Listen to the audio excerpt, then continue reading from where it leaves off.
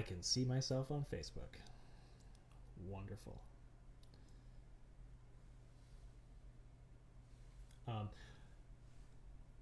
If you're watching the archive version of this show, thank you for joining us, and we'll be with you in 1 second.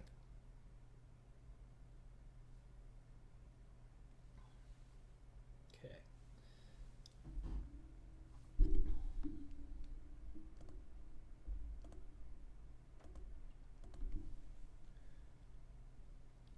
We already have 12 viewers, which is wonderful. Thank you for joining us, folks. We'll be starting in about a minute. We're just making sure we get the maximum number of viewers here before we start the introduction. Again, thank you very much for joining us this evening. We have a lovely program for you tonight. If you see me looking off to the side, I'm just checking the Facebook stream on my phone.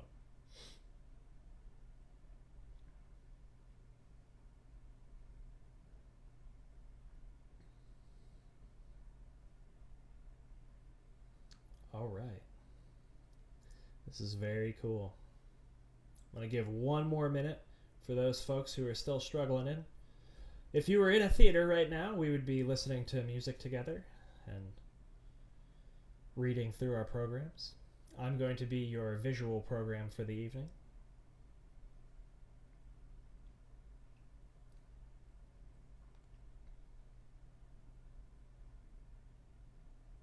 And as you join the stream, please note on our Facebook page that there is a donation button.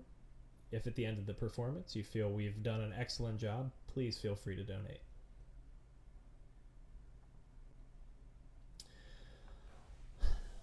All right. We are going to get started. We'll see some more people come on, I'm sure, as this goes. So, welcome, ladies and gentlemen, to the Bedford County Players production of William Shakespeare's A Midsummer Night's Dream, Part 1. While it's disappointing that we've had to postpone the season, we are thrilled to be working on several options to keep ourselves safe, yet still perform for you. The decision to do Midsummer was truthfully an easy one for the board. We discussed some options for our players to be able to do some type of performing for you all, and as Shakespeare is available to perform publicly very easily, we thought you would all enjoy seeing us do something we've never done before. We are very excited to bring our first ever Shakespearean production to the Bedford County Players stage, even if the stage is digital. Tonight we'll be performing part 1 of the show, and part 2 is scheduled for next Friday at 7 p.m. To note, after we have finished the performance this evening, we will have a special guest moderator, Dr. Pete Faziani, for a question and answer session. So during the performance, really at any time, if you have any questions, write them as a comment on our Facebook page, and myself or the cast will answer them for you with Dr. Faziani as our moderator. We're offering this to you free of charge. We'll be keeping it up on our Facebook, but also making it available on YouTube if you can't stay, or in case you couldn't make it during the live performance, or in case a friend didn't make it during the live performance. There's also the option to watch the show next week before part 2 on Friday. In fact, you can make the entire night an event and start with part 1 at around 5:45 p.m. and part 2 at 7 next Friday.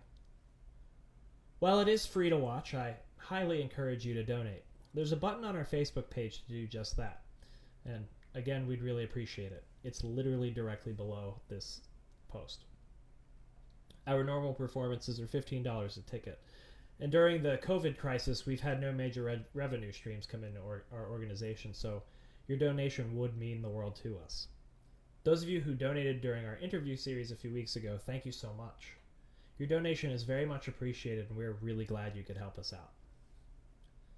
All right. At this point, you're probably getting restless, so enough about the setup. I think it's time to introduce you to our cast. A group of people I couldn't be more excited to take you to a wood just outside of Athens. So, first, Stephanie Curry will be performing the duties of stage directions, a necessary and vital force to let you see the play without it being on stage. In Act 1, we begin at the Palace of Theseus, portrayed by Larry Hutchinson, who is preparing to marry his betrothed, Hippolyta, portrayed by Samantha Deal. In comes Aegeus, portrayed by Lori Wagner, flanked by Hermia, portrayed by Amy Packer, Lysander, portrayed by Croy Picarello, and Demetrius, portrayed by Chris Deal. Joining them is Helena, portrayed by Caitlin Horn, and they round out the nobility of the first part of the show. In Scene 2, we join Peter Quince, played by Perry Picarello, Snug, played also by Steph Curry, Bottom, played by Scott Ford, Flute, played by Annette Goddessart, Snout, played by Denise Whitlock, and Starveling, played by Deborah Bishop. These folks are working on performing a play with quite comical results. In Act 2, Puck, the troublesome sprite also known as Robin Goodfellow, who is portrayed by Shane Lynn, speaks to a fairy, portrayed by Christina Peterson. These two are interrupted by Oberon, King of the Fairies, portrayed by Gordon Shelp, and Titania, Queen of the Fairies, portrayed by Alyssa Davis. As the evening wears on, we will also meet a second fairy, portrayed by Robin Wilson, the fairy Peas Blossom, portrayed by Christina Peterson, Cobweb, portrayed by Robin Wilson, Moat, portrayed by Lori Wagner,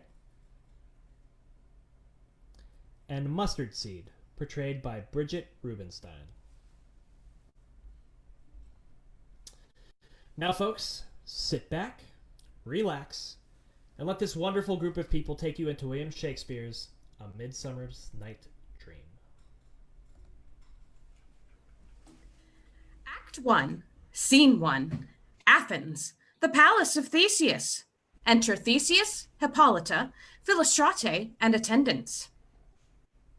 Now, fair Hippolyta, our nuptial hour draws on apace. 4 happy days bring another moon, but oh, methinks how slow this old moon wanes. She lingers my desires like a stepdam or a dowager long withering out a young man's revenue. 4 days will quickly steep themselves in night. 4 nights will quickly dream away the time, and then the moon, like to a silver bow new bent in heaven, shall behold the night of our solemnities. Go, Philostrata. Stir up the Athenian youth to merriment, so wake the pert and nimble spirits of mirth, turn melancholy forth to funerals. The pale companion is not for our pomp. Exit Philostrate. Hippolyta, I wooed thee with my sword and won thy love, doing thee injuries.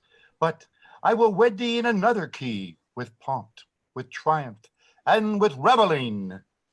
Enter Aegeus, Hermia, Lysander, and Demetrius.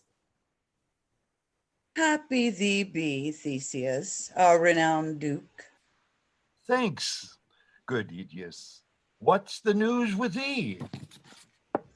Full of vexation come I with complaint against my child, my daughter Hermia. Stand forth, Demetrius, my noble lord. This man hath my consent to marry her. Stand forth, Lysander, and my gracious duke. This man hath bewitched the bosom of my child. Thou, Lysander, thou hast given her rhymes and interchanged love tokens with my child. Thou hast sung by moonlight at her window sung, with feigning voice verses of feigning love, and stolen the impression of her fantasy, with bracelets of thy hair, rings, gauds, conceits, knacks, titles, nosegays, sweetmeats, messengers of strong prevailment in unhardened youth. With cunning hast thou filched my daughter's heart, turned her obedience, which is due to me, to stubborn harshness. And, my gracious duke, be it so, she will not here before your grace consent to marry with Demetrius. I beg the ancient privilege of Athens. As she is mine, I may dispose of her, whether she be to this gentleman or to her death, according to our law, immediately provided in that case. What say you, Hermia? Be advised, fair maid, to your own father should be as a god, one who composed your beauties, yea, and one to whom you are but as a form of wax, by him imprinted, and within his power to leave the figure or disfigure it. Demetrius is a worthy gentleman. So is Lysander. In himself he is, but in his kind, wanting your father's voice, the other must be held the worthier. I would my father looked, but with his eyes. Rather, your eyes must be his judgment look. I do entreat your grace to pardon me. I know not by what power I am made bold, nor how it may concern my modesty. In such a presence here to plead my thoughts, but I beseech your grace that I may know the worst that may befall me in this case, if I refuse to wed Demetrius. Either to die the death or to abjure the ever society of men.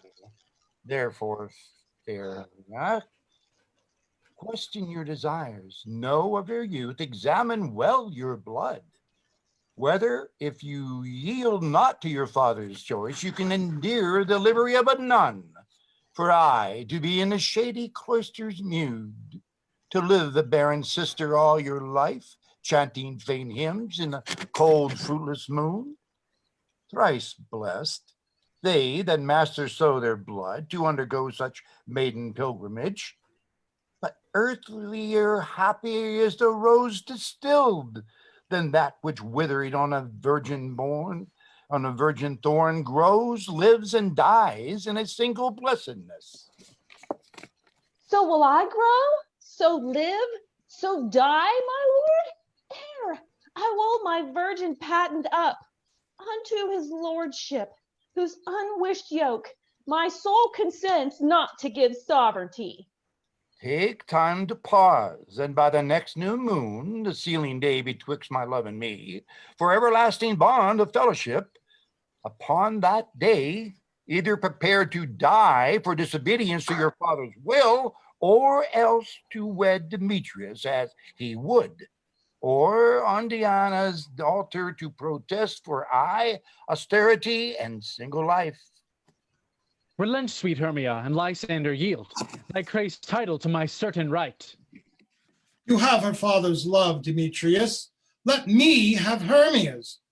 Do you marry him? Scornful Lysander. Time, he hath my love, true, he hath my love. And what is mine, my love shall render him. And she is mine, and all my right of her. I do estate unto Demetrius. I am, my lord, as well derived as he, as well possessed. My love is more than his. My fortunes every way as fairly ranked, if not with vantage as Demetrius's. And which is more than all these boasts can be, I am beloved of beauteous Hermia. Why should not I then prosecute my right? Demetrius, I'll avouch it to his head, made love to Nidar's daughter, Helena, and won her soul. And she, sweet lady, devoutly dotes in idolatry upon this spotted and inconstant man.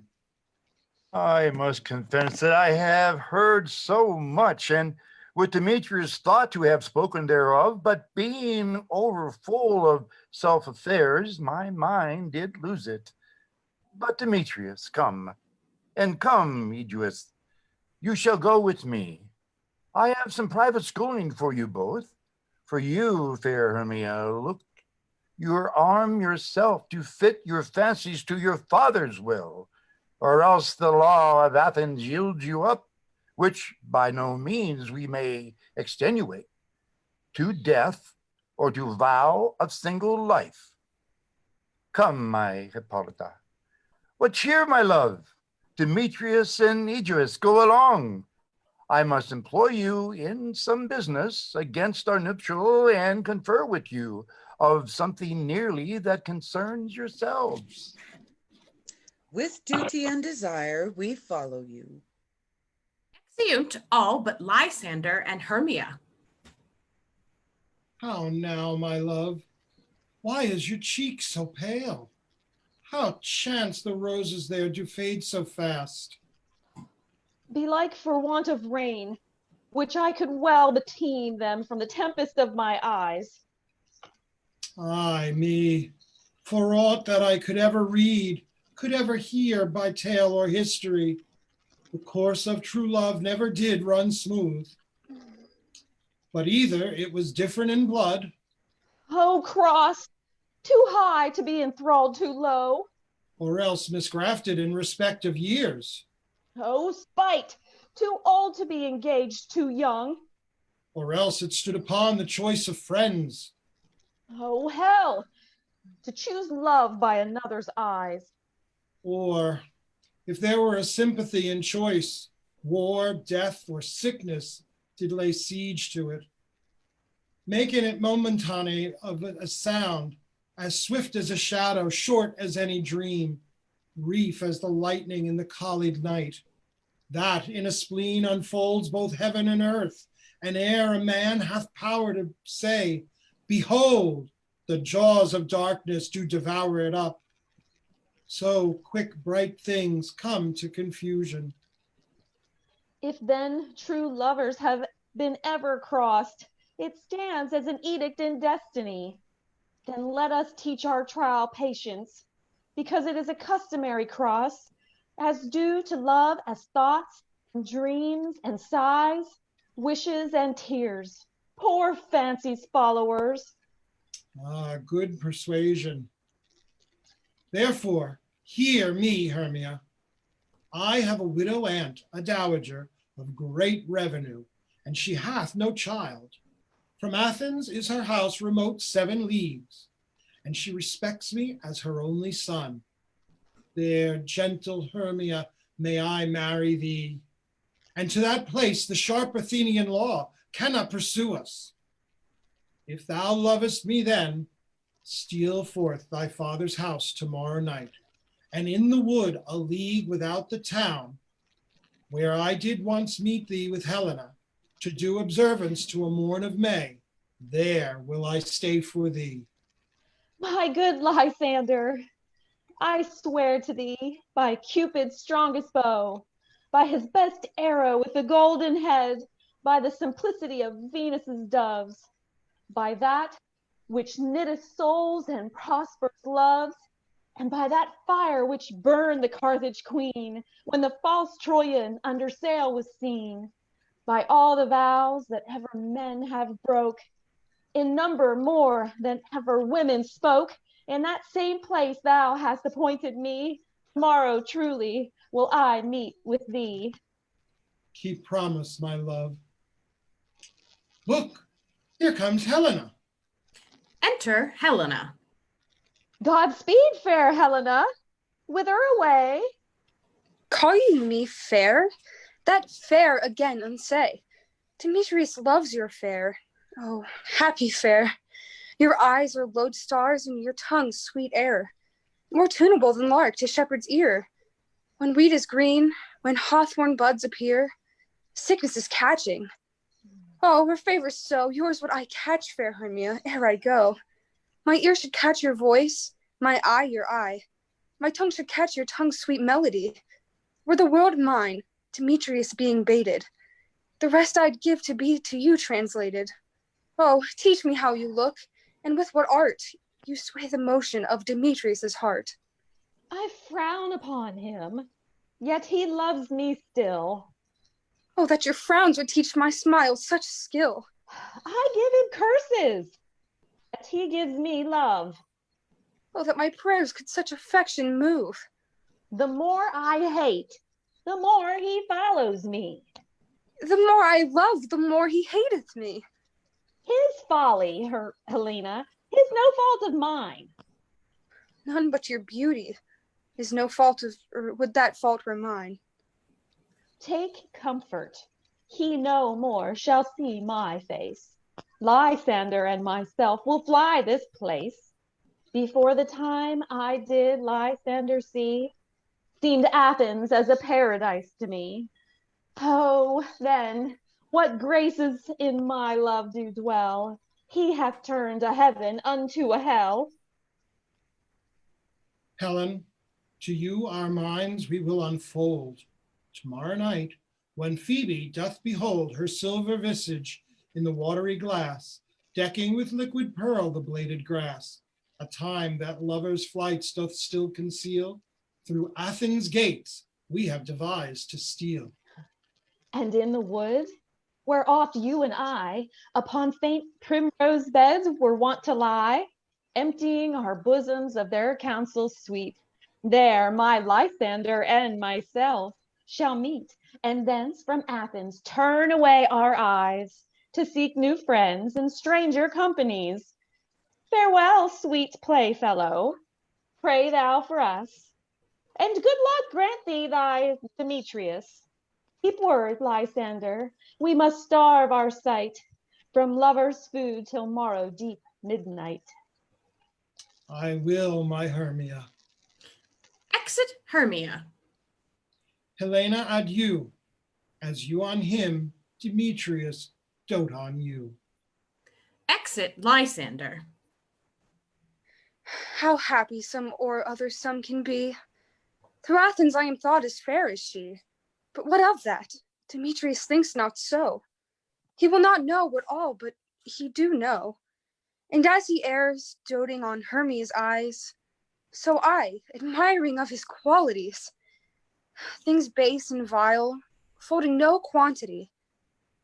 Love can transpose to form and dignity, and therefore is winged Cupid painted blind. Nor hath love's mind of any judgment taste, wings and no eyes figure unheedy haste. And therefore is love said to be a child, because in choice he is so oft beguiled. As waggish boys in game themselves forswear, so the boy love is perjured everywhere. For ere Demetrius looked on Hermia's eyne, he hailed down oaths that he was only mine. And when this hail some heat from Hermia felt, so he dissolved in showers of oaths did melt. I will go tell him of fair Hermia's flight, then to the wood will he tomorrow night. Pursue her, and for this intelligence, if I have thanks, it is a dear expense, but herein mean I to enrich my pain, to have his sight thither and back again. Exit. Scene 2, Athens, Quince's house. Enter Quince the carpenter, Snug the joiner, Bottom the weaver, Flute the bellows mender, Snout the tinker, and Starveling the tailor. Is all our company here? You were best to call them, generally. I mean, man by man, according to the script. Here is the scroll of every man's name, which is thought fit for all of Athens to play in our interlude before the Duke and the Duchess on his wedding day. At night.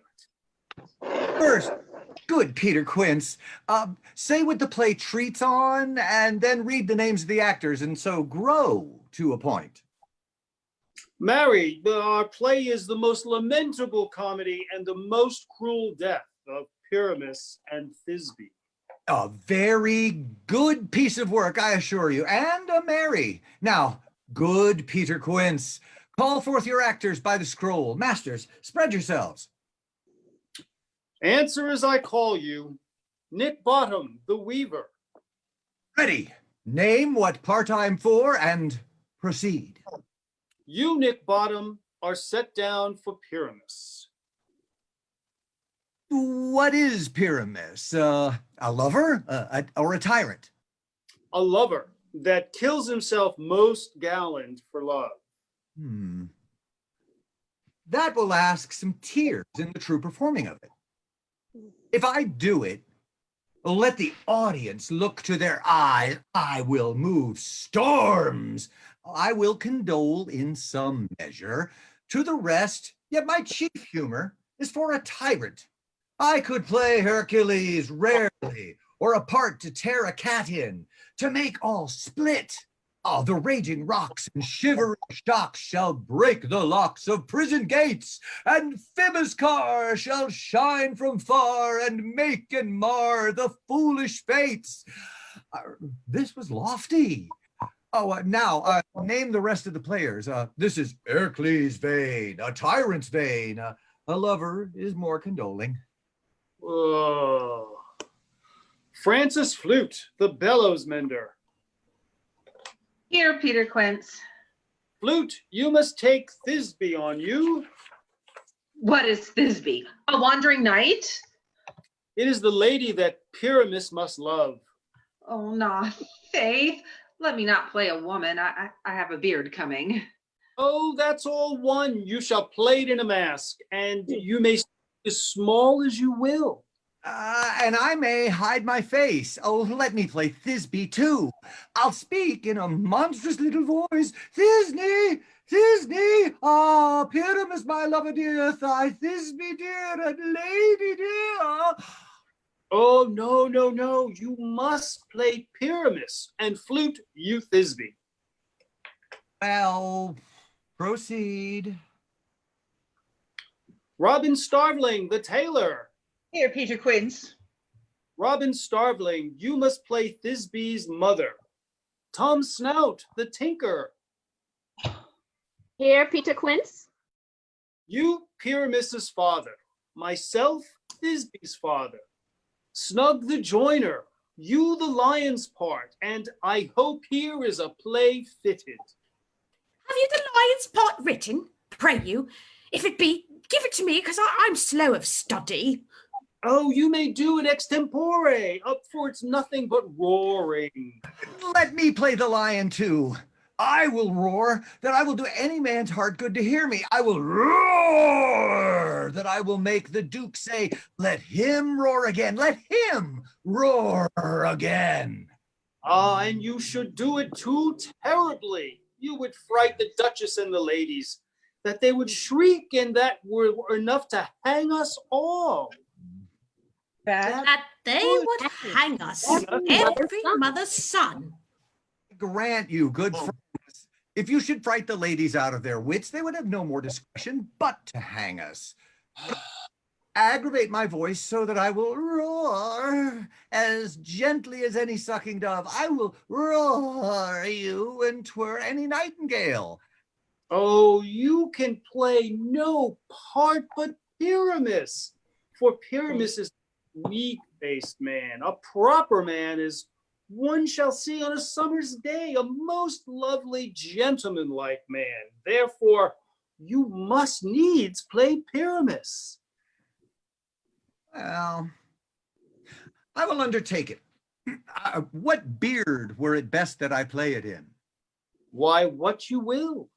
Ooh, I will discharge it in either your straw color beard or your orange tawny beard. Oh, your purple ingrain beard. Oh, your French crown color beard. Oh, your perfect yellow. Some of your French crowns have no hair at all, and then you would play barefaced. But, masters, here are your parts. He distributes the parts. And I am to entreat you, request you, and desire you to con them by tomorrow night, and meet me in the palace wood 1 mile without of town, by moonlight.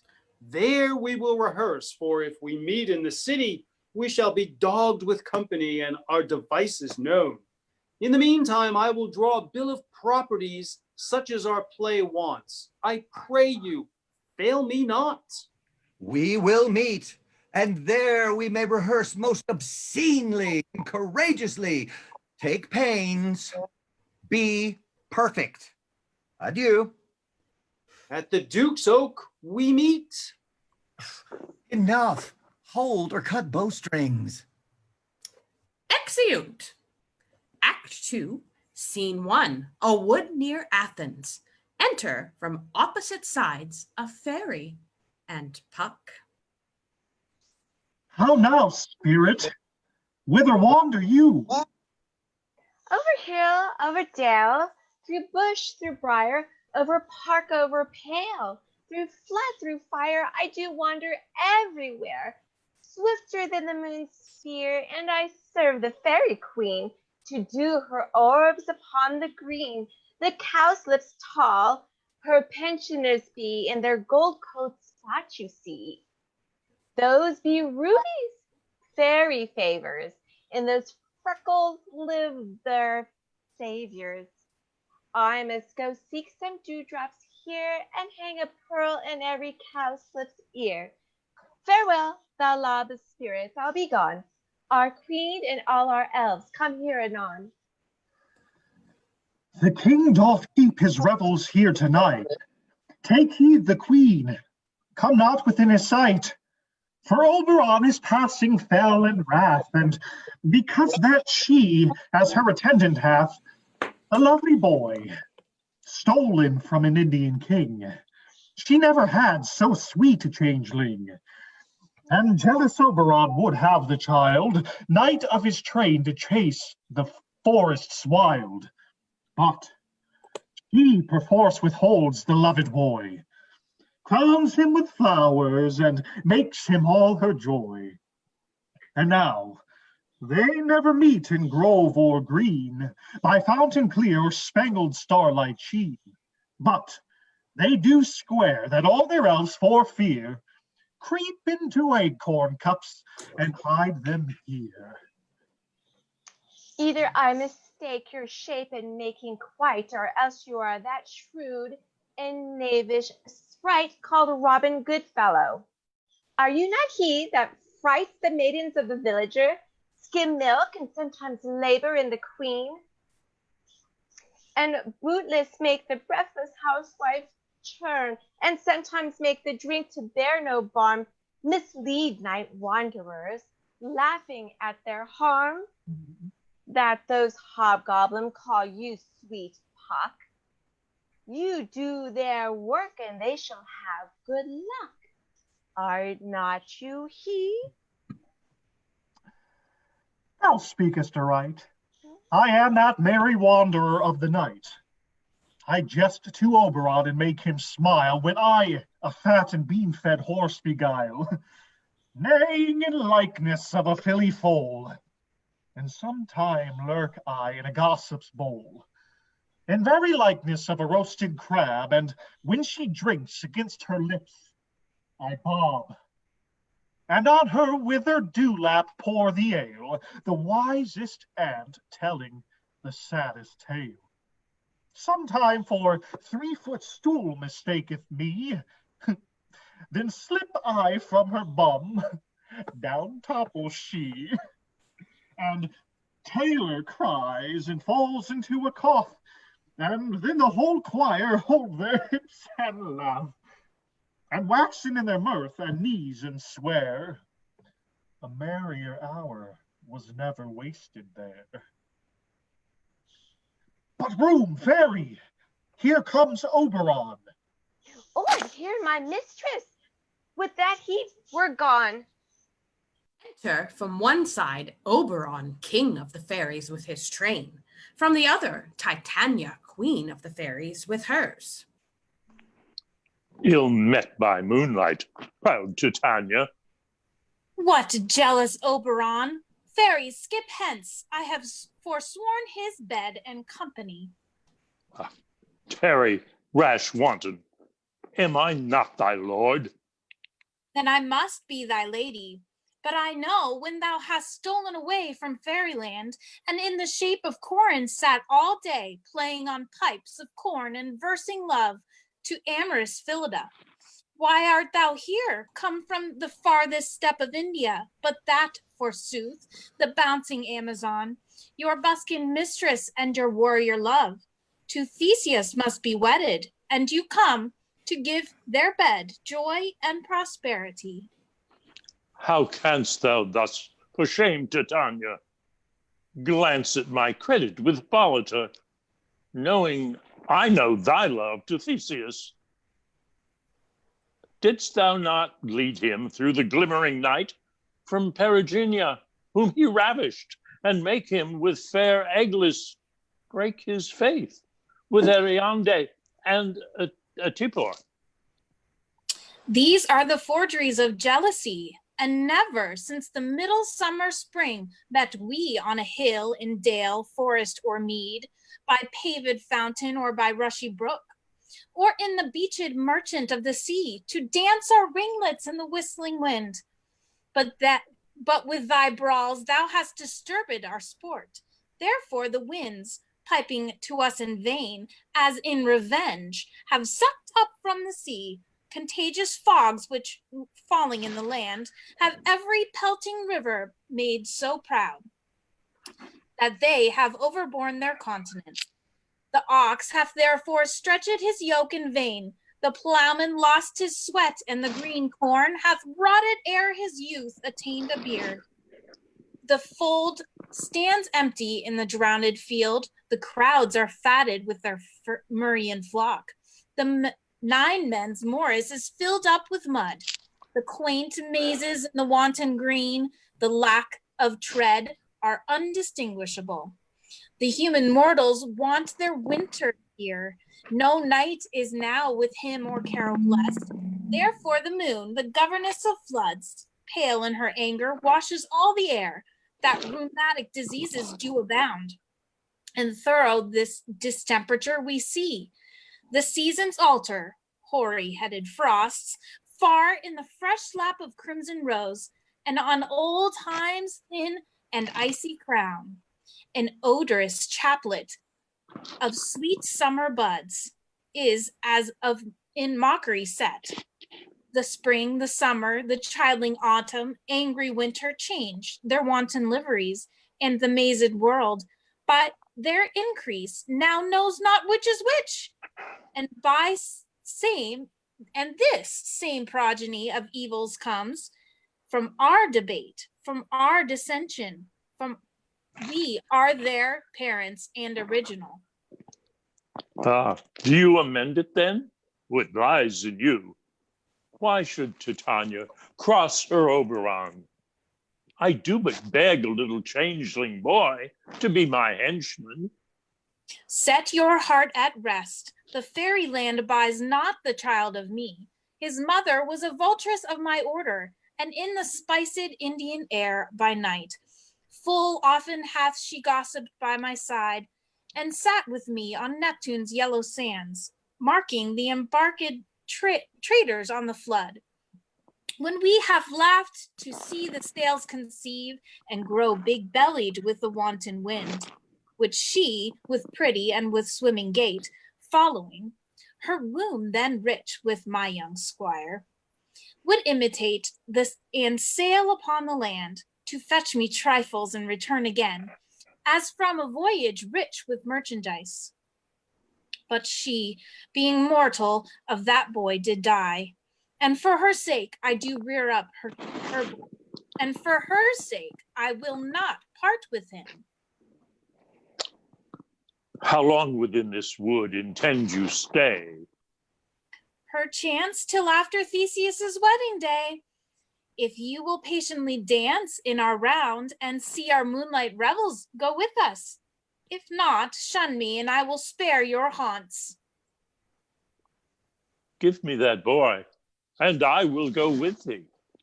Not for thy fairy kingdom. Fairies away. We shall chide downright if I longer stay. Exeunt Titania with her train. Well, go thy way. Thou shalt not from this grove till I torment thee for this injury. My gentle Puck, come hither. Thou rememberest since once I sat on a promontory and heard a mermaid on a dolphin's back, uttering such dulcet and harmonious breath that the rude sea grew civil at her song, and certain stars shot madly from the spheres to hear the sea maid's music. I remember. That very time I saw, but thou couldst not, flying between the cold moon and the earth, Cupid all armed, A certain aim he took at a fair vestal thrown by the west, and loosed his love shaft smartly from his bow as it should pierce 100,000 hearts. But I might see young Cupid's fiery shaft quenched in the chaste beams of the watery moon. And the imperial votress passed on in maiden meditation, fancy free. Yet marked I where the bolt of Cupid fell. It fell upon a little western flower, before milk white, now purple with love's wound. And maidens call it love in idleness. Fetch me that flower, the herb I showed thee once. The juice of it on sleeping eyelids laid will make man or woman madly dote upon the next live creature it sees. Fetch me this herb, and be thou here again, ere the Leviathan can swim a league. I'll put a girdle around about the earth in 40 minutes. Puck exits. Having once this juice, I'll watch Titania when she is asleep, and drop the liquor of it in her eyes. The next thing that when she waking looks upon, be it lion, bear, or wolf, or bull, or meddling monkey, or busy ape, she shall pursue it with the soul of love. And ere I take this charm off her sight, as I can take with another herb, I'll make her render up her page to me. Ha! But who comes here? I am invisible, and I will overhear their conference. Oberon stands silently aside as if blending into the forest. Enter Demetrius, with Helena following him. I love thee not, therefore pursue me not. Where is Lysander and fair Hermia? The one I'll slay, the other slayeth me. Thou toldst me they were stolen unto this wood, and here I am, woed within this wood, because I cannot see my Hermia. Hence get thee gone, and follow me no more. You draw me, you hard-hearted adamant, but yet you draw not iron, for my heart is true as steel. Leave you your power to draw, and I shall have no power to follow you. Do I entice you? Do I speak you fair? Or rather, do I not, in plainest truth, tell you, I do not, nor I cannot love you? And even for that, do I love you the more? I am your spaniel, and Demetrius, the more you beat me, I will fawn on you. Use me but as your spaniel. Spurn me, strike me, neglect me, lose me, only give me leave. Unworthy as I am to follow you, what worser place can I beg in your love? And yet a place of high respect with me, than to be used as you use your dog? Tempt not too much the hatred of my spirit, for I am sick when I do look on thee. And I am sick when I look not on you. You do impeach your modesty too much, to leave the city and commit yourself into the hands of one that loves you not, to trust the opportunity of night and the ill counsel of a desert place with the rich worth of your virginity. Your virtue is my privilege. For that it is not night when I do see your face. Therefore I think I am not in the night, nor doth this wood lack worlds of company. For you in my respect are all the world. Then how can it be said I am alone when all the world is here to look on me? I'll run from thee and hide in the brakes, and leave thee to the mercy of wild beasts. The wildest hath not such a heart as you. Run when you will, the story shall be changed. Apollo flies and Daphne holds the chase. The dove pursues the griffin, the mild hind makes speed to catch the tiger, bootless speed, when cowardice pursues and valor flies. I will not stay thy questions, let me go, or, if thou follow me, do not believe but I shall do thee mischief in the wood. Aye, in the temple, in the town, the field, you do me mischief. Fie, Demetrius, your wrongs do set a scandal on my sex. We cannot fight for love as men may do. We should be wooed, and we're not made to woo. Exit Demetrius. I'll follow thee and make a heaven of hell, to die upon the hand I love so well. Helena exits. Fare thee well, nymph. Ere he do leave this grove, thou shalt fly him, and he shall seek thy love. Re-enter Puck. Oh, hast thou the flower there? Welcome, wanderer. There it is. He offers the flower to Oberon. I pray thee, give it me. I know a bank where the wild thyme blows, where oxlips and the nodding violet grows, quite over-canopied with luscious woodbine, with sweet musk roses and eglantine. There sleeps Titania some time of the night, lulled in these flowers, with dances and delight. And there the snake throws her enameled skin, weed wide enough to wrap a fairy in. And with the juice of this, I'll streak her eyes and make her full of hateful fantasies. Thou take some of this and seek through the grove. Oberon gives Puck some of the love juice. A sweet Athenian lady is in love with a disdainful youth.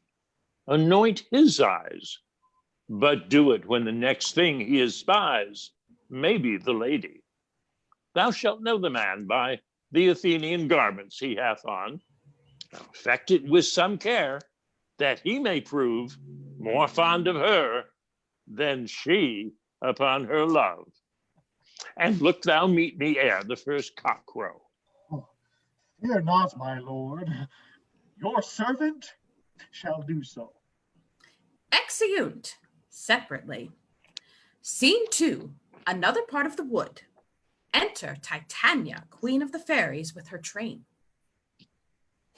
Come, now a roundel and a fairy song. Then, for the third part of a minute hence, some to kill cankers in the musk rose buds, some war with river mice for their leather and wings, to make my small elves coats, and some keep back the clamorous owl that nightly hoots and wanders, and our quaint spirits.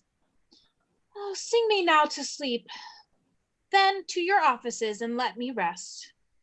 The fairies sing. You spotted snake with double tongue, thorny hedgehogs be not seen. Newts and blind worms do not wrong, come not near our fairy queen. Philomel with melody, sing in our sweet lullaby. La la la la la la bye. La la la la la la bye. Never harm nor spell nor charm, come our lovely lady nigh. So good night with lullaby. Weaving spiders come not here, hence you long-legged spinners hence. Beetles black approach not near, worm nor snail do no offense. Philomel with melody, sing in our sweet lullaby. La la la la la la bye. La la la la la la bye. Never harm nor spell nor charm, come our lovely lady nigh. So good night with lullaby. This away, now all is well. One aloof stands sentinel. Exeunt fairies, leaving one standing sentinel. Titania sleeps. Enter Oberon and squeezes the flower on Titania's eyelids. What thou seest when thou dost wake, do it for thy true love take. Love and languish for his sake, be it ounce or cat or bear, pard or boar with bristled hair. In thy eye that shall appear when thou wakest. It is thy dear. Wake when some vile thing is near. Oberon exits. Enter Lysander and Hermia. Fair love, you faint with wandering in the wood. And to speak truth, I have forgot our way. We'll rest us, Hermia, if you think it good, and tarry for the comfort of the day. Be it so, Lysander. Find you out of bed, for I upon this bank will lay my head. One turf serve as pillow for us both. One heart, one bed, two bosoms, one troth. Nay, good Lysander, for my sake, my dear, lie further off yet. Do not lie so near. Oh, take the sense, sweet, of my innocence. Love takes the meaning in love's conference. I mean that my heart unto yours is knit, so that but one heart we can make of it. Two bosoms interchanged with an oath, so then two bosoms and a single troth. Then by your side no bedroom me deny, for lying so, Hermia, I do not lie. Lysander riddles very prettily. Now much beshrew my manners and my pride, if Hermia meant to say Lysander lied. But, gentle friend, for love and courtesy, lie further off in human modesty. Such separation, as may well be said, becomes a virtuous bachelor and a maid. So far be distant, and good night, sweet friend. Thy love never alter till thy sweet life end. Amen. Amen to that fair prayer, I say, and then end life, and when I end my loyalty. Here is my bed. Sleep, give thee all his rest. With half that wish, the wisher's eyes be pressed. They sleep, separated by a short distance from each other. Enter Puck. Through the forest have I gone, but Athenian found I none, on whose eyes I might approve this flower's force in stirring love. Oh, night and silence. Who is here? Weeds of Athens he doth wear. This is he, my master said, despised the Athenian maid. On the dank and dirty ground, pretty soul, she durst not lie near this lack love, this kill courtesy. Turn upon thy eyes thy throw, all the power this charm doth owe. He applies the love juice to Lysander. When thou wakest, let love forbid. Sleep his seat on thy eyelid. So awake when I am gone, for I must now to Oberon. Exit Puck. Enter Demetrius and Helena from the opposite direction, running.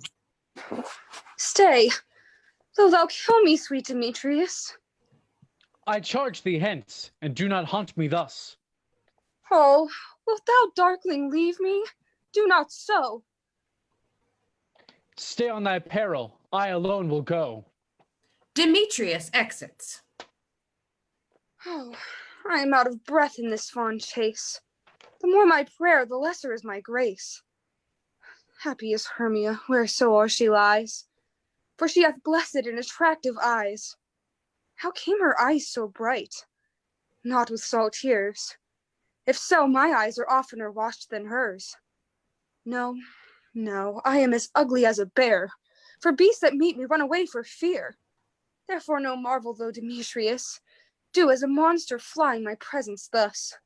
What wicked and dissembling glass of mine made me compare with Hermia's fiery eyne? But who is here? Lysander? On the ground? Dead or asleep? I see no blood, no wound. Lysander, if you live, good sir, awake. Lysander, awakening. And run through fire I will for thy sweet sake. Transparent Helena, nature shows art, that through thy bosom makes me see thy heart. Where is Demetrius? Oh, how fit a word is that vile name to perish on my sword. Do not say so, Lysander, say not so. What though he love your Hermia? Lord, what though yet Hermia still loves you, then be content. Content with Hermia? No, I do repent the tedious minutes with her I've spent. Not Hermia, but Helena I love. Who will not change a raven for a dove? The will of man is by his reason swayed, and the reason says you are the worthier maid. Things growing are not ripe until their season. So I, being young, till now ripe not to reason. And touching now the point of human skill, reason becomes the marshal to my will, and leads me to your eyes where I o'erlook love's stories written in love's richest book. Wherefore was I to this keen mockery born? When at your hands did I deserve this scorn? It's not enough, young man, that I did never know, nor never can deserve a sweet look from Demetrius's eye. But you must flout my insufficiency? Good troth, you do me wrong, good sooth you do, in such disdainful manner me to woo. But fare you well, perforce I must confess, I thought you, Lord, of more true gentleness. Oh, that a lady of one man refused, should of another therefore be abused. Helena exits. She sees not Hermia. Hermia, sleep thou there, and never mayst thou come Lysander near. For as surfeit of sweetest things, the deepest loathing to my stomach brings. Or as high heresies that men do leave, are hated most of those they did deceive. So thou, my surfeit and my heresy, of all be hated but the most of me. And all my powers address your love and might to honor Helen and to be her knight. Exit. Hermia awakening.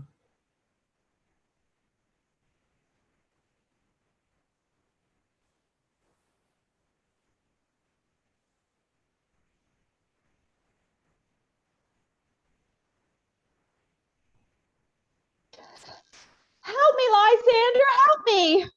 Do thy best to pluck this crawling serpent from my breast. Ay me! For pity, what a dream was here! Lysander, look how I quake with fear! Methought a serpent eat my heart away, and you sat smiling at his cruel prey. Lysander, what? Removed? Lysander, Lord, what? Out of hearing? Gone? No sound? No word? Alack, where are you? Speak, and if you hear, speak of all loves. I swoon almost with fear. No? Then I will perceive you all not nigh. Either death or you I'll find immediately. Hermia exits. Act 3, Scene 1. The wood. Titania lying asleep. Enter the clowns. Quince, Snug, Bottom, Flute, Snout, and Starveling. Are we all met? Yeah, and here's a marvelous convenient place for our rehearsal.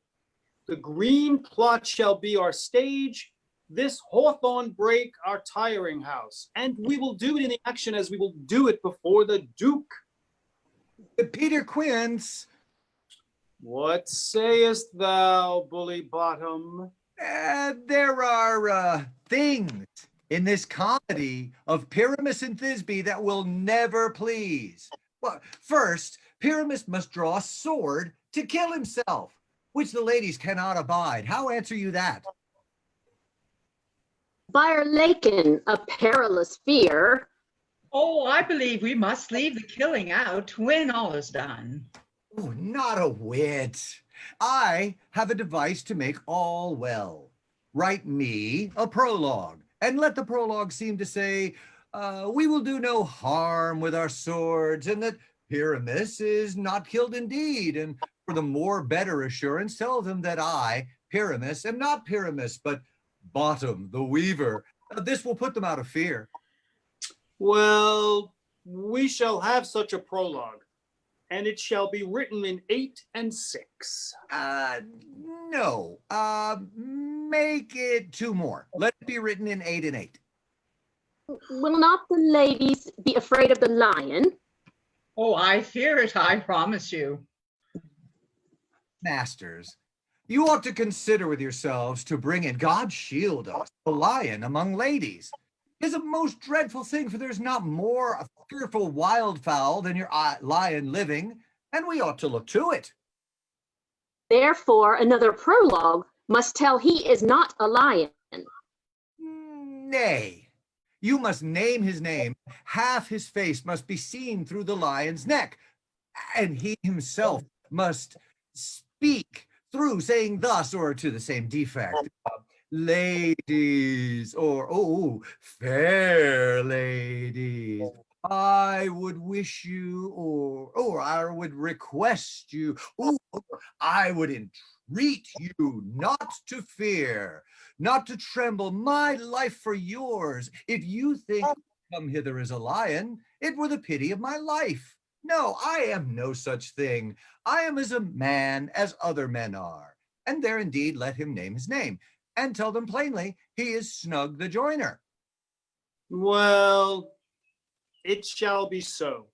But there is 2 hard things. That is to bring the moonlight into the chamber, for as you know, Pyramus and Thisbe meet by moonlight.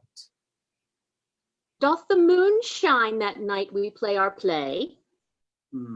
A calendar. Look at the almanac. Find out moonshine. They gather around Quince to consult the almanac. Yes, it doth shine that night. Why, then you may leave a casement to the great chamber window where we play open, and the moon may shine in at the casement. Aye, or else one must come in with a bush of thorns and a lantern and say he comes to disfigure, no, to present the person of moonshine.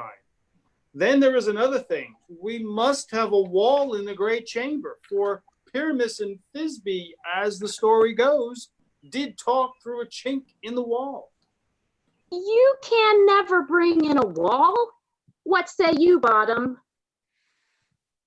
Some man or other must present wall.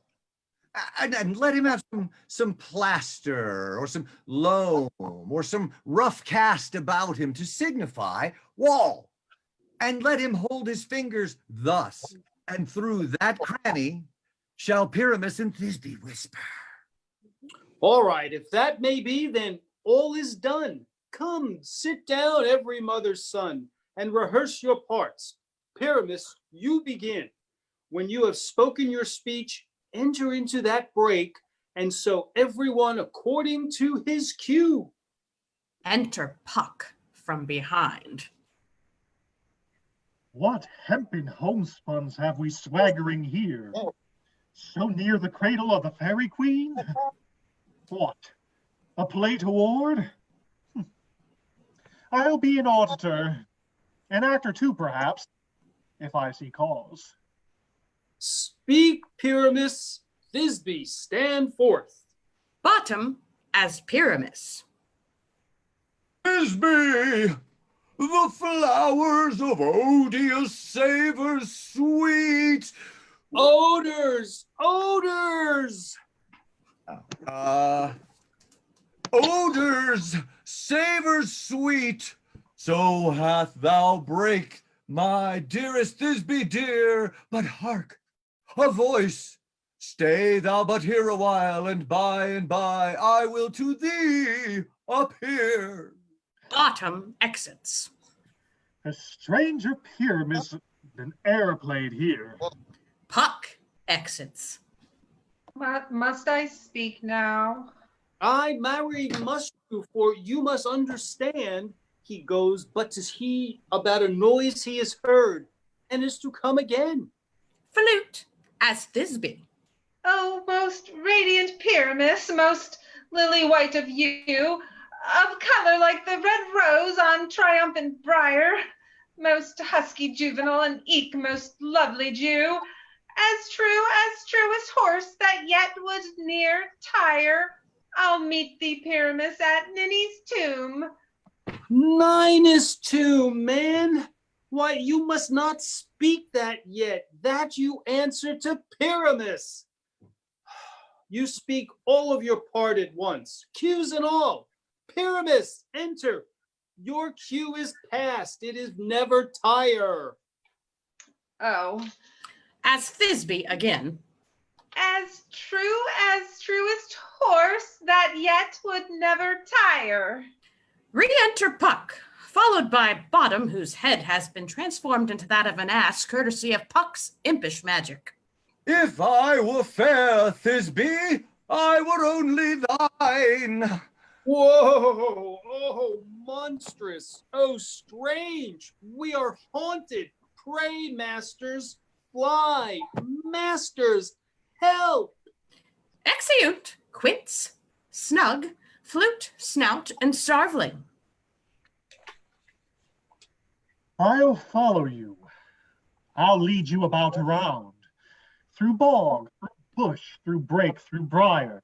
Sometime a horse I'll be, sometime a hound, a hog, a headless bear, sometime a fire, and neigh and bark and grunt and roar and burn, like horse, hound, hog, bear, fire, at every turn.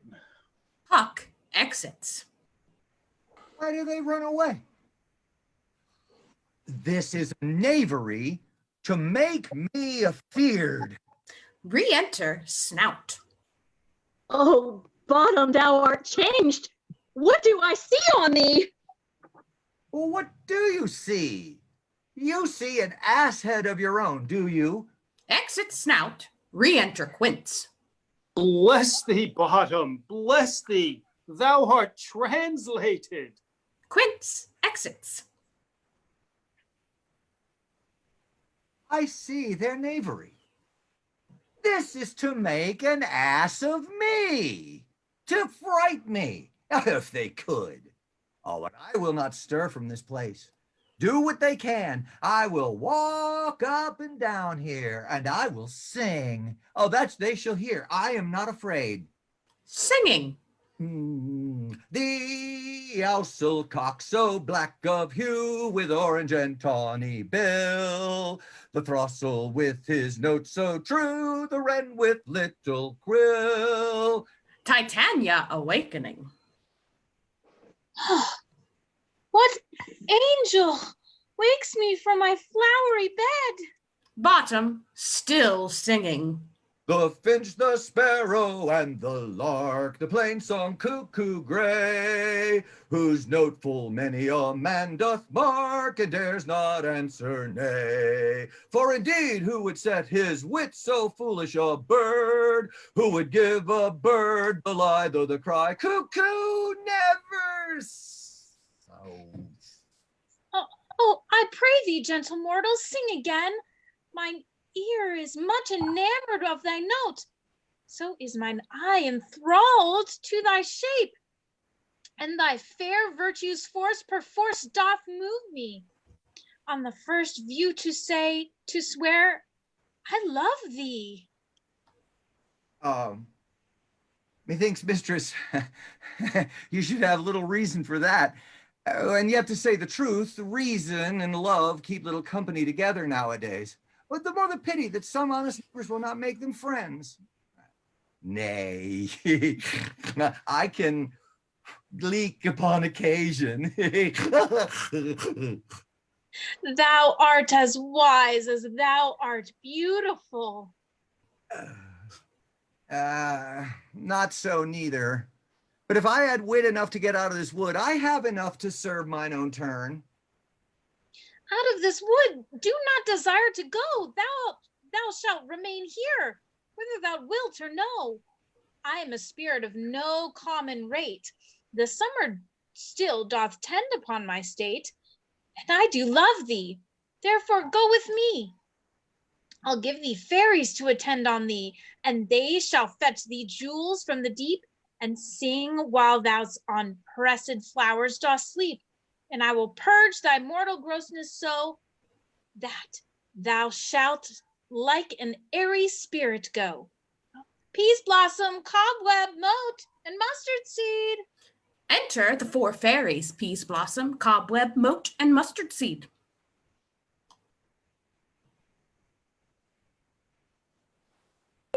I'm ready. And I. And I. And I. Where shall we go? We go. Be kind and courteous to this gentleman. Hop in his walks and gambol in his eyes. Feed him with apricots and dewberries, with purple grapes, green figs, and mulberries. The honey bags steal from the humble bees, and 4 night tapers crop their waxen thighs, and light them at the fiery glowworm's eyes, to have my love to bed and to arise, and pluck the wings from painted butterflies, to fan the moonbeams from his sleepy eyes. Nod to him, elves, and do him courtesies. Hail, mortal. Hail. Hail. Hail. I cry your worship's mercy heartily. I beseech you, what is your worship's name? Cobweb. I shall desire you of more acquaintance, good Master Cobweb. If I cut my finger, I shall make bold with you. Your name, honest gentleman. Peas Blossom. I pray you commend me to Mistress Squash, your mother, and to Master Peascod, your father. Good Master Peas Blossom, I shall desire of you more acquaintance too. Your name, I beseech you. Mustard Seed.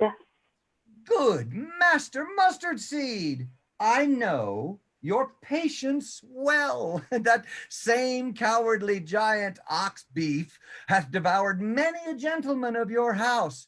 I promise you, your kindred hath made mine eyes water ere now. I desire you more acquaintance, good Master Mustard Seed. Come, wait upon him, lead him to my bower.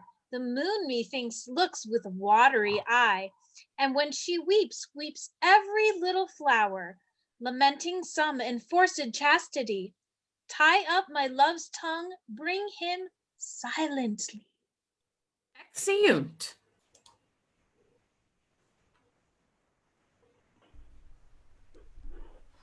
All right. That was part 1 of William Shakespeare's A Midsummer Night's Dream. And now we're going to move on to the Q&A, and I'll ask Dr. Peter Faziani to join us. So Peter, if you would unmute your camera and your microphone, come on over. And our moderator for the question and answer session is Dr. Peter Faziani. He is a professor of English from Central Michigan University. He's also the editor of Red Flag Poetry, a poetry postcard journal and small press. Additionally, he's the producer of 3 podcasts: Full Send at Central Michigan University, Reactionally Speaking, and Use Your Words. He has also published 2 books of poetry, Warning Shots and The City's Modern Mausoleum. Hi, Pete. Thank you for joining us tonight. I'm very thrilled to have you here. So we had some questions from the audience. So if you wanna, we can just have a little chat. First of all, and I'm sure that the people that were watching on social media, I know that they agree. You all did a fantastic job, and you should all be so very proud of your work tonight. That was a wonderful performance. So, congratulations to that part. Thank you. Yeah, there were some questions, some great questions. And there were people watching even from the United Kingdom, so that's awesome. You guys should feel proud about that as well. One of the questions that I saw that I think is really interesting is rehearsal schedule, and I know from drama and kind of all of those kind of experiences I've had, rehearsal is a time-consuming process in person. So could you speak a little bit about the rehearsal process for this endeavor? Sure. So for this particular show, we started on Monday actually, and rehearsed Monday through Thursday. So it was only a 4-day rehearsal. So it's different in that we didn't do a whole lot of you have to move from one part of the stage to another and that sort of thing. It was mostly just working on emotion and acting and emoting through a small camera, which is really difficult. So and these guys obviously did a wonderful job with it, but so it was a much shorter process. If we were doing the full show on a stage, we'd probably for this one do between 6 and 8 weeks worth of rehearsals. From there, right, what's gained and what's lost in doing this type of presentation, this format via Zoom, where you have everyone's faces on the screen? What's gained, in your opinion, by that, and perhaps what's sacrificed? Sure. So some of it, I think, you like when a show like this is performed, there's a sense of sometimes a director or a set director can make things overwhelming. So like our costuming was pretty simplistic. We didn't have like backgrounds or anything like that to distract you from the actual performance of the thing. On the flip side of that, you miss some of the action. There's some things we could have added and done a little bit differently. Plus the kind of ambiance or the just feeling of being inside a theater. I mean, there's nothing like going to actually see a live show. Right. So obviously we missed some of that. And I think for something like Shakespeare, it's always good to be able to discuss it amongst audience members. So you might lose a little bit of your maybe understanding of the show, but that's why we had the stage directions written the way we did. And I also think there's something, I think, more powering the fact that everyone is on stage, so to speak, the whole time until they leave, right? Whereas there's no one coming on stage or off stage and things like that. So I think that presence really allows for them to develop a little bit. Somebody asked about modifying the script. Could you speak a little bit about that process and perhaps why you chose A Midsummer Night's Dream in general? Sure. So I was actually the person who proposed Midsummer. In my opinion, it's one of those Shakespeare plays that people can grasp even through a screen like this, even though there's really 4 different things happening, 4 kind of timelines that you have to kind of follow. The language is very easily graspable. It's so funny. Like, there are so many moments that are hilarious, but I selected the portion of the show that I did, so I worked a little bit with the script and kind of massaged pieces of it, but really all I did was take Shakespeare's words and then added some of his stage directions and some of my own stage directions. So actually this part of the show was longer, essentially, because we read a little bit more than what it would have been, but I picked this spot to end part 1 because part 2 the very next scene is Act 3, Scene 2. And Act 3, Scene 2 is this almost hallucinogenic trip in the woods, and it is just this wild, like, it's probably on its own a 25-minute scene. It's really long. and I think it'll be a great opening for us next week. So that was kind of my thought process, was finding the best spot to kind of stop. Usually in intermissions in between acts, but I figured pretty much dead center of the play. We've got everything set up to this point. There has been no resolution to anything. So we'll get all of the resolution next week. That's kind of where my thought process was. But I was the person who basically made that decision. And you had mentioned this idea of the language. It's easily graspable. Do you want to talk a little bit about this idea of meter and stuff that Shakespeare's using? I mean, we don't speak like that now. So what do you mean by it's easily graspable? Sure. So iambic pentameter is what Shakespeare wrote in, right? So that means not everyone in this play does speak in iambic pentameter, though. Correct. So first, in iambic pentameter,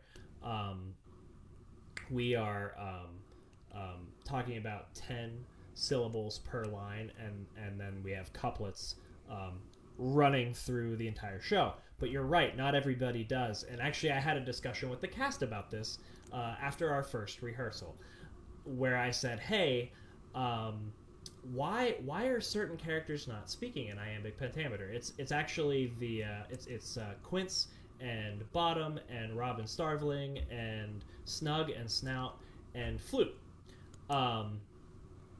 and those guys don't, because they're the commoners. So what Shakespeare, one of the brilliant things about Shakespeare is that he wrote things to speak to different levels of the audience. So in the Globe Theater, you had the basically common people who would pay basically a penny to stand on the floor. Those guys that weren't speaking in iambic pentameter are speaking to those folks, and then the iambic pentameter is more of the loftier kind of speech, and there are little subtle jokes and jabs thrown that maybe those folks get that the folks on the floor don't, or vice versa. So there's a lot going on, particularly in this show, but it's very difficult for us to speak like that because it has a particular rhythm. So one of the things we had to learn, since we've never done a Shakespeare before, was how to find the rhythm and find it correctly. So these guys studied some, I sent them some videos on how to read it. They studied some of that and then worked on getting the rhythm, because the rhythm's da-da, da-da, da-da, da-da, da-da. But if you just talk like that, you sound like a robot, so you got to inflect your voice correctly, and there's a lot going on when you're performing Shakespeare. So hats off to these guys for doing the homework.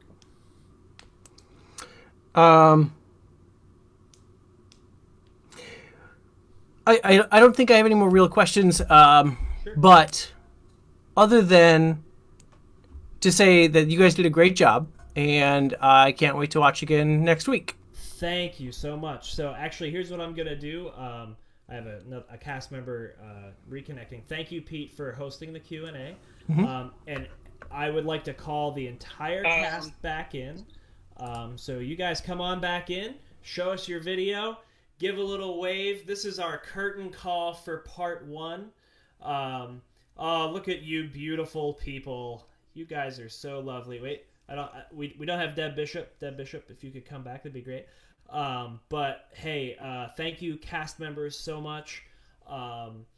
We will see pretty much all of the cast. We'll see you guys next week for part 2 at the same time. Some of these folks will be back with much bigger, more speaking parts, because we broke the show up this way. It's very interesting, but congratulations, you guys. Wonderful show. We're going to leave this on the live stream, and Shane, whenever we end it, just publish it. Thank you guys so much, and